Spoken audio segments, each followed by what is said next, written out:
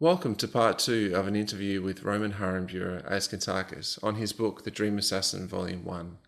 Let's dive right in. The main character called Mystical Man, why did you create him to be limitless and immortal? Well, I've seen a lot of movies throughout my human life, and I've read many books, like novels being fiction as well as non-fiction.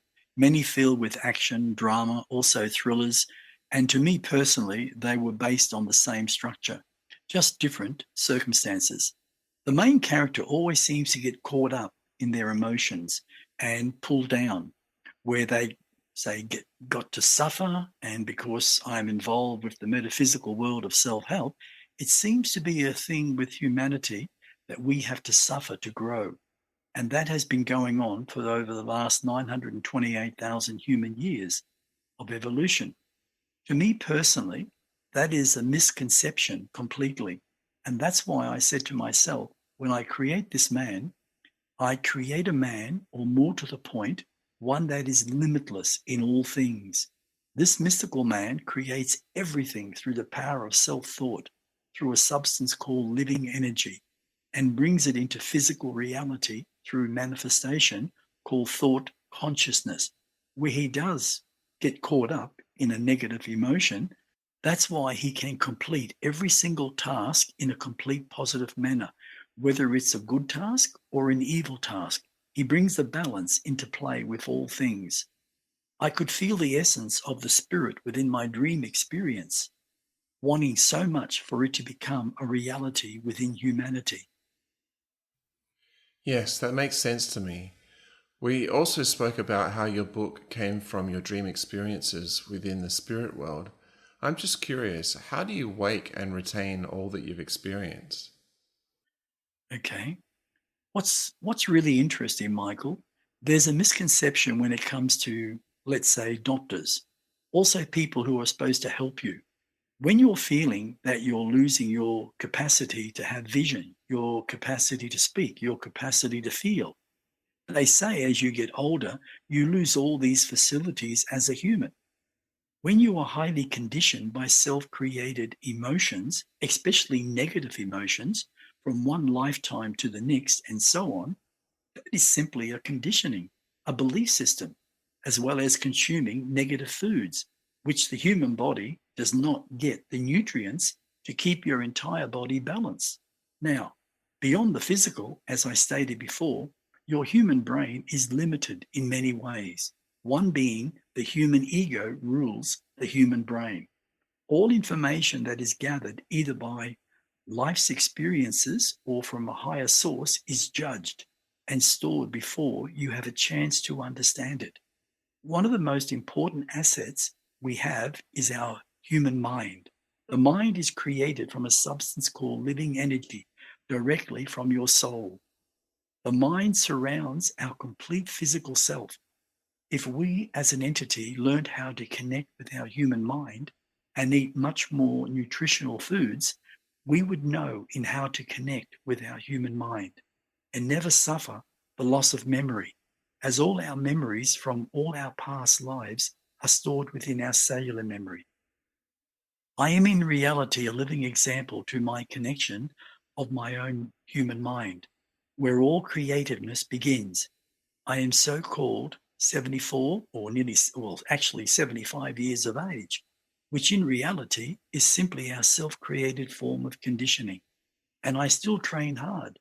My human body is a little more flexible in my present so-called human age. My muscular structure, I must say, is stronger when I was in my 30s. My human brain, when it comes to memory, is also better now that, say, if I was 40.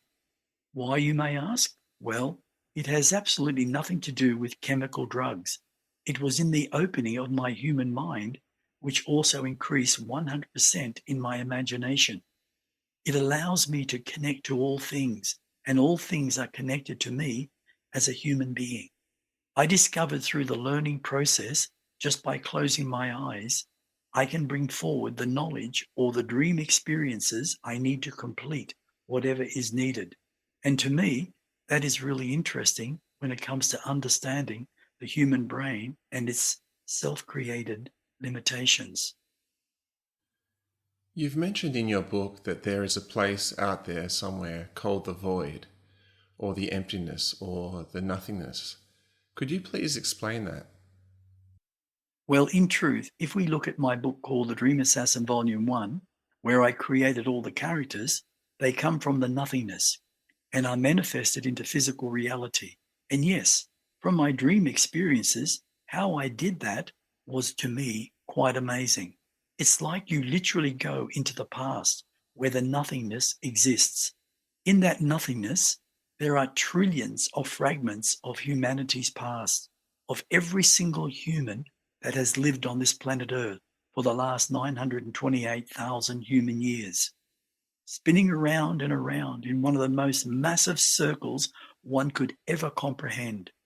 In that nothingness, I have over a long period of human time learned in how to find and extract certain fragments and assemble them through my mind consciousness so I can not only remember but write them into my book, The Dream Assassin Volume 1 and also Volume 2, creating some of the most powerful magical creations for anyone that reads my books. All of that is available in all of humanity who comes only from the heart chakra. The evil crap that exists within the elite criminals will never be able to see or enter any form of the higher vibration. Why? Because they have a low form of consciousness and absolutely no heart. And that's what I did in The Dream Assassin Volume 1 and 2 by connecting to the nothingness. And it is a true reality of existence. Wow, that is mind-bending. So you have got better at it over time. Yes, I must say it takes a lot of energy when you're connecting to another vibration beyond this planet Earth. So, as far as waking up and remembering, you just need to tune into what you have experienced. Is that right? That's right, Michael. My human brain capacity from a physical perspective probably has increased about 60 to 80%, especially within the creativeness. The main factor is most certainly my direct connection to my human mind being pure living energy, totally separate from the human brain, which is one direct connection to my soul. And the soul is your totality to your existence in all things. You know, Michael, we are also told as we each grow older, we lose our memory. That is only a small truth because of what is put into our foods, our drinking water, even our air. The biggest downfall to why we grow old, to age, is our negative experiences, our parents' transfer of their genetics, which becomes our negative conditioning, which formulates into a belief system. And that's how we each live our human life. And we also pass that conditioning onto our children. I am learning through my human mind, which is open to infinity, that all is possible if we each develop the connection from the human brain to one's human mind. There is one thing that I have always had a curiosity for, to literally go back in time to witness my human mother having the baby body within the mother's womb and seeing the baby body being born into the human existence as that baby and taking its first breath to the human physical life. This I have to share. I've accomplished that experience, and it was just beyond all words. Seeing the baby taking his first breath and the amazing spirit entering that baby. So, so beautiful. Yes, my God, that would have been an amazing experience. Wow. One of the ways to look at it, we are so much more than being just physical. In all honesty, most of us have no idea what we truly are capable of achieving in any lifetime. I have stated many times our greatest gift is imagination.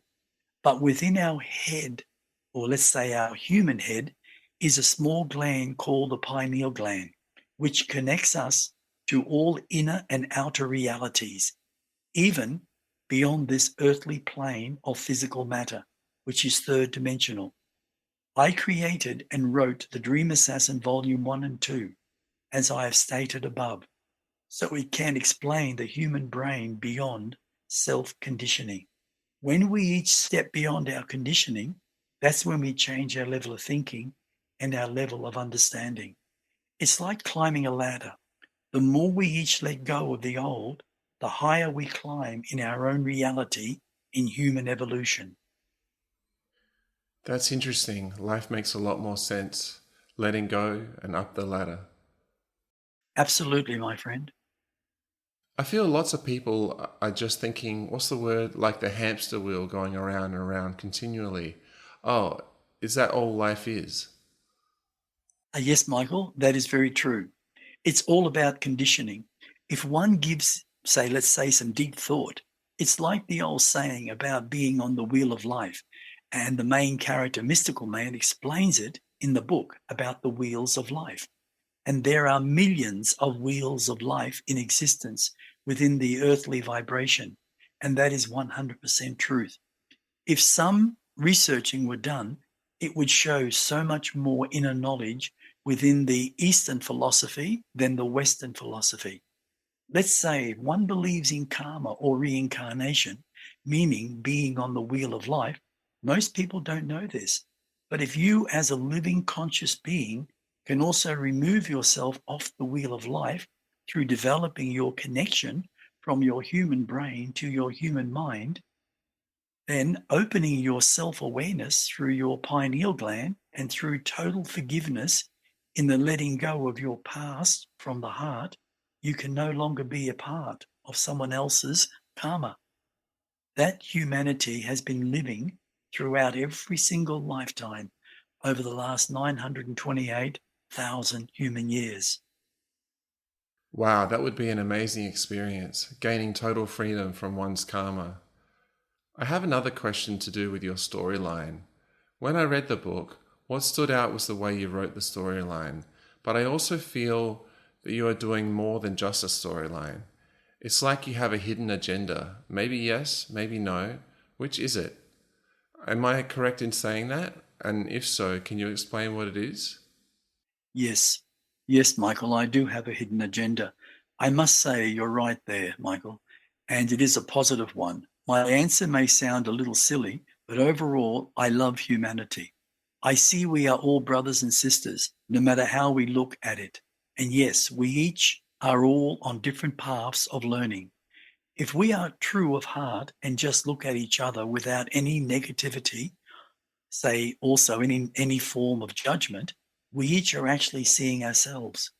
The book that I wrote originally called Entrapment back in 2013 is a self-help book that I created from all the seminars that I presented over a period of 35 years. The second book I wrote was called The Book of Knowledge, I Am Alien, being 1,100 pages, which is a non-fiction book. My third book is The Dream Assassin, Volume 1, and it's rated as fiction with a very strong touch of reality, but can be looked at as a self-help book because of the contents of its knowledge. At that point in my life, I decided to teach, let's say in a different way, by bringing sensible knowledge into my writing of books, but also entertainment to ignite the imagination of every single human person that reads my book or books, because we each have the power of knowing within our own inner self. And that's where pure creativeness exists. Just like an artist doing a painting, by going into the unknown, letting oneself go, as if their hands are moving without even knowing they're moving. That's me when I write. I just allow the dialogue to flow like a river. It's a lot like work when you have just over 90 characters within that book. Yet I enjoyed every single moment when I first wrote. Just like me doing The Dream Assassin Volume 2. It was fun, Michael. Oh, wow. Yeah, I'm lost for words. Okay, my next question. We were talking about karma before. I think this question comes in line a bit. This main character you call Mystical Man, he talks a lot about balance between good and evil. He also presents what you call the greatest magic shows on earth by day, and then by night he hunts evil. Can you explain why he does that and what that's about? I'll explain it like this. The main character called Mystical Man suffered tragically in the losing the love of his life, being his wife as well as his two adorable children, even his own physical life. It took a long time for him to eventually return to the physical plane called planet Earth, being third dimensional. He discovered the only way to bring any form of real justice to his loss of wife and children was to make the predators fully aware of what they've done. And that's what he planned. The two murderers called Wally Burke and Ted York were the ones who killed his wife and his two children, then burnt their bodies by setting the entire house on fire. That was to cover up any evidence that either of them may have left. So, Mystical Man discovered something after he learned to let go of the emotional pain of losing his beloved family. During his complete silence, he had a self-realization that there are millions and millions of people on this planet that have or are also suffering similar circumstances and never got any form of true justice. Yes, some of the guilty ones go to jail for a very long time, depending on how their lawyer is rated and how much money you have to pay for the best ones. What's even sadder, in a lot of times they win, even if they are as guilty as sin. So Mystical Man created a huge plan in creating the greatest magical shows by day, and by night, in most cases, he hunts and brings the balance of justice to the ones worldwide who have lost their loved ones through whatever his imagination can manifest into physical reality. He also eliminates with very strong prejudice, without any form of negative nor positive emotion, just like an assassin. I remember my main teacher so long ago. He said to me something that his sensei told him when he was in the monastery in China. As we both sat after his teaching class outside near an open fire, which was winter at that time, this is what he said. If you are going to be a good assassin, you must never assassinate with any form of emotion, because it will more than likely be your end to your physical life. Wow, that's deep, yet makes sense. I want to say this because it reminds me of something you told me a while ago, and please correct me if I'm wrong. There were or are lots of different types of assassins. For instance, samurai people in the past that did or would be fighting for a king or emperor. Some of them would be assassins also back then. That has a lot of truth. Back within the human past history, and many different civilizations would sacrifice their own life for their king or emperor, or say dictator, especially within the assassin world. Yeah, I can just imagine the amount of negative karma that those assassins back then created upon themselves. It would be a lot, wouldn't it? Karma is created on many different levels of awareness and can be negative as well as positive. Most people back in the past who were assassins or warriors or soldiers never concerned themselves about karma. There were also many enlightened ones who fully understood karma on different levels in one's own consciousness. Right, I can see that. So that's not what Mystical Man does exactly? No, he doesn't. Also, he did not create himself to be a murderer. He brings equal justice to suit the crime.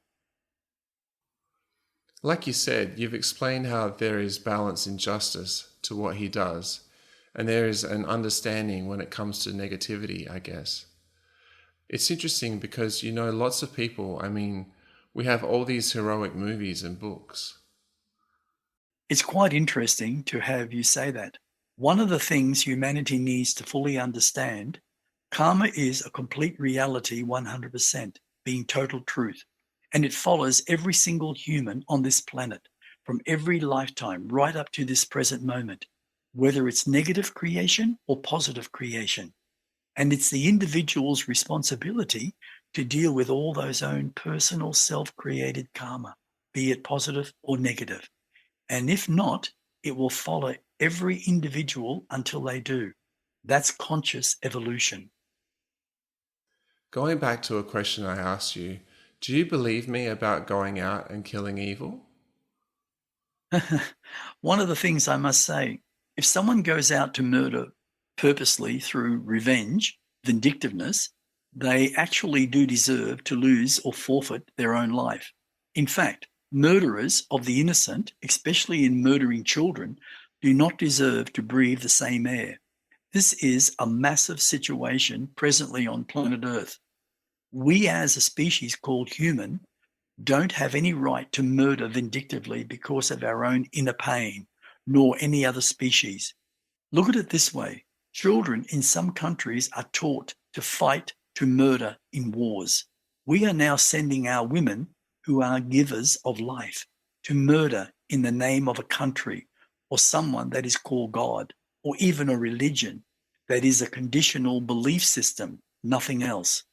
It's like saying, when we murder and we believe it doesn't matter what we murder, that shows we are a very sick individual or race. Whether it's humans or animals, we each create negative karma upon ourselves.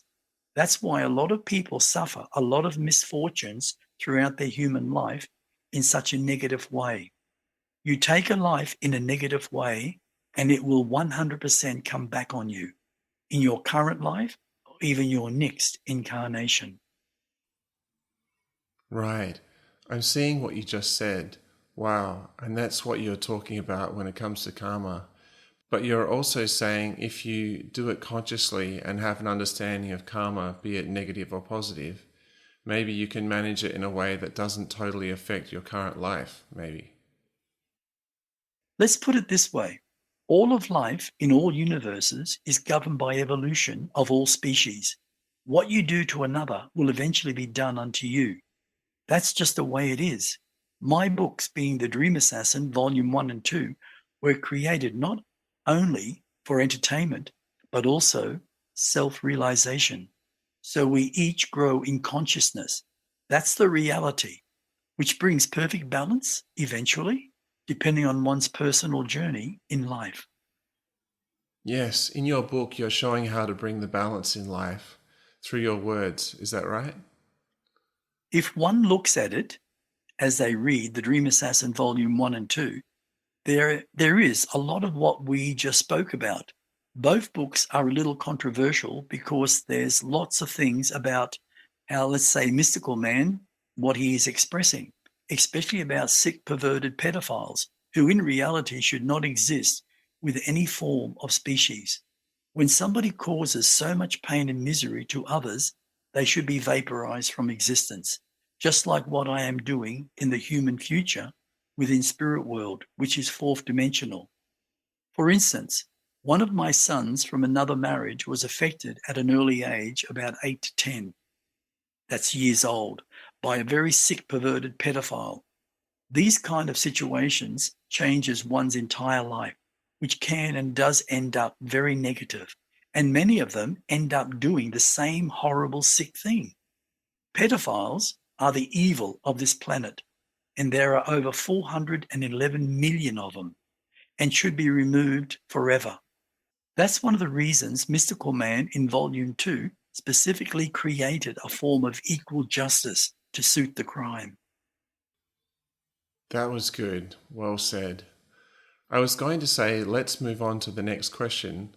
Let's not. I want to edit this in. This is something small but also very important in what you said about karma just before the interview. I really want you to share it with the readers. Okay. Karma to me is 100% in human life, but it's a thing we each should not concentrate on, mainly because you can dissolve your self-created karma if you become consciously aware of what you have done by seeing your past life existence, whether it is a previous life, whether it is this current life, or even 5 lives or 10 lives ago. You can, within yourself, learn to forgive oneself and to let go and move on. And you, as an individual, will most certainly feel your karma is more in balance. That's it. Wow, I like that. Self-forgiveness. It's all in the forgiveness of self because you put yourself into that situation. be it negative or positive, whatever it may be. Do you remember the story on the old firing squad? There was a prisoner. There was a prisoner. There were soldiers and a sergeant, and also the captain. Yeah, I do. Well, let's say it. Who is responsible in a situation like that? The answer would be they all are. Why? Because the captain gave the order to the sergeant. The sergeant gave the order to the soldiers to shoot him. And the prisoner, well, he put himself there because he's the murderer of some people. So they all created some form of karma, be it negative or positive, upon themselves. If you follow someone else's orders because of that situation, you create that karma upon yourself. But once you grow beyond that level of thinking, you learn consciously to let go through forgiveness. That is if you truly become self-aware that you did wrong. That is really interesting in how you explained it.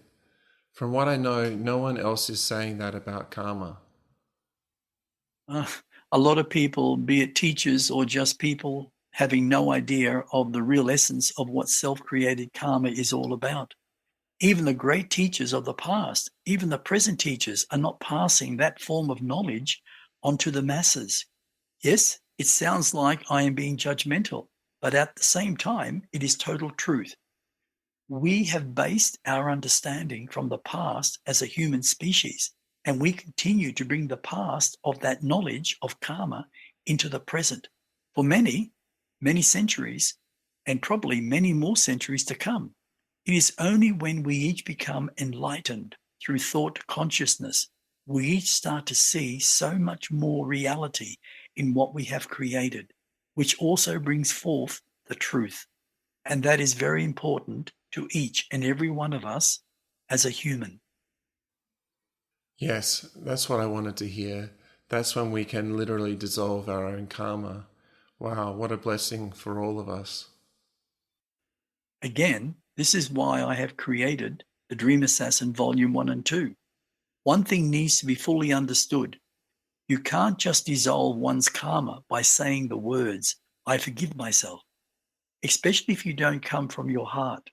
Balance must be present within the individual who is saying the words and must always come from one's heart. In my book called The Book of Knowledge I Am Alien, it has many stories relating to my subjects, especially one called Being 100% Personally Responsible, which is on page 332. It would be worthwhile reading it. It will give the individual a deeper understanding of themselves as well as all others. Okay, that sounds good. This concludes part 2 of Roman Kuntarkis' book called The Dream Assassin Volume 1. For more information on Roman Kuntarkis and his books, go to his website etcconsciousness.com. My name is Michael Yon. Thank you for reading this book or listening to our podcast. Kuntarkis.buzzsprout.com.